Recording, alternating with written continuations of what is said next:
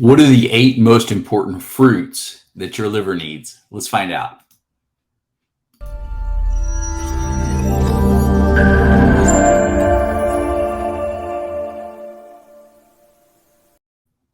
Hello and welcome to another edition of the Ask Dr. Pickel show. All right, so today we're going to talk about your liver, and we're going to talk about fruit and probably the 8 most important fruits out there for the liver. Now, the liver, as you may recall, has about 500 plus different functions. I mean, it does a lot of work for us, and sometimes we treat it, or we try to treat it good, sometimes we treat it bad, and sometimes just things affect us on a daily basis that are hard on it, but it is a major detoxifier. So anything we can do to support that liver is always a good thing. So let's dive right in with these fruits that could definitely help. The first one on the list, avocado.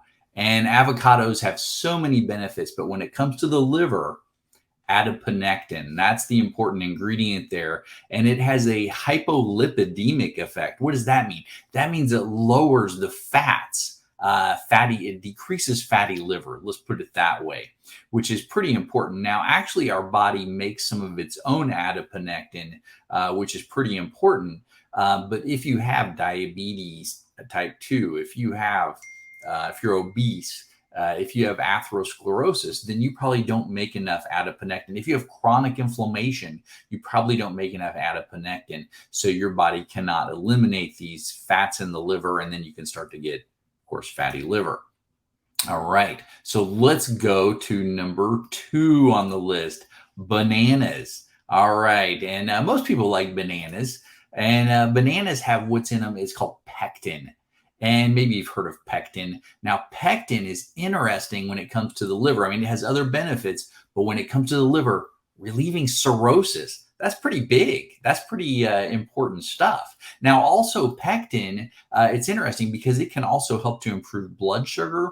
Actually, there's studies on it being anti-cancer, and it can even promote healthy weight and improve digestion. So pectin's pretty good stuff. All right, what's next on the list? Number 3, cherries. All right. Hopefully you like cherries. Cherries have an ingredient on them called methyl jasmonate. Kind of an interesting name. And it's a pretty powerful antioxidant, meaning it prevents the aging of your cells. It helps to protect your cells, especially when your liver is detoxifying things on a regular basis. It's being exposed to all this stuff daily. It needs protection. It needs help. So these cherries can really have a good effect. All right, and let's go to number 4, figs. Figs are pretty amazing fruit. I don't know a lot of people who eat a lot of figs, and if you do, let me know. Figs have what's called fumaric acid in them, and also another thing called ficin. So these are pretty interesting ingredients. These also help to prevent fatty liver. Now, this fumaric acid is interesting because I've used that with patients who had psoriasis, and it has actually helped very well from an herbal or botanical standpoint. And this ficin has actually been an ingredient in some things. It's known as an antiparasitic and also helps with digestion. So great ingredients on both of these things. Okay, let's see what's next on the list here, and it is lemons. So, lemons pretty common in a lot of people's diets, whether we put lemon in water or, I don't know a lot of people who eat straight lemons, but lemons have what's called in them naringin. And this naringin, along with citric acid, this decreases liver damage. So it helps to prevent more damage to your liver. So, keeping lemon going on a regular basis can be a great thing for protecting your liver. This naringin, also interesting, it's a strong anti-inflammatory and an antioxidant. In fact, there's been some research with this naringin that it's beneficial for obesity, beneficial for diabetes, hypertension, or metabolic syndrome too. So pretty good stuff there with this naringin. All right, let's move on to the big number 6, papaya. And I would say I don't see a lot of people eating or talking about papaya. Maybe if you live in more of a tropical or coastal area, you might see more of this. But papaya pretty darn good also, as far as it has lycopene and this other one called dandelion.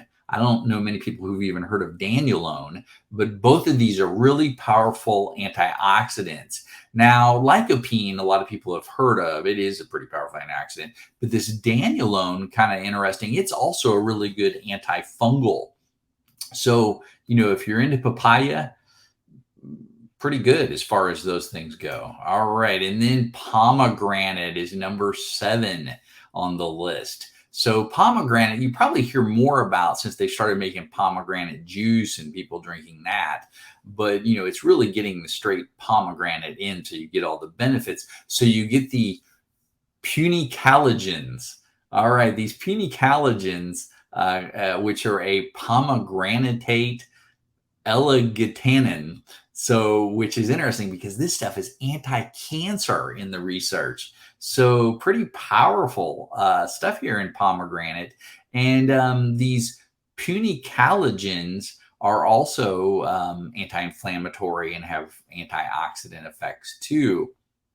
So, if you're doing much pomegranate, you got to cut these things open and get those little things out of there. And interesting fruit, not one you see a lot. All right. And the last one, number 8, who would have thought it would be watermelon? So watermelon is also very interesting. It has both citrulline in it and lycopene. Now, we've seen others with lycopene, but this citrulline, now both of these together are antitoxic. So these help your liver to get rid of toxins better, exactly what the liver needs.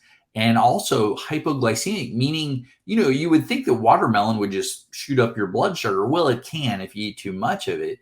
But at the same time, it also has factors in it that help to lower blood sugar too, as being a hypoglycemic. So, it is. And then when we talk about citrulline actually increases what's called nitric oxide in the body, and that helps to lower blood pressure. So watermelon also a really interesting, great fruit. And being number 8 there, not many people would have picked watermelon probably for the liver. All right. So hopefully everybody enjoyed this. And then watch, I'll put it up top here. There'll be another video that we've done recently on veggies for the liver. So watch that one, and I'll see you next time. Have a great day and God bless.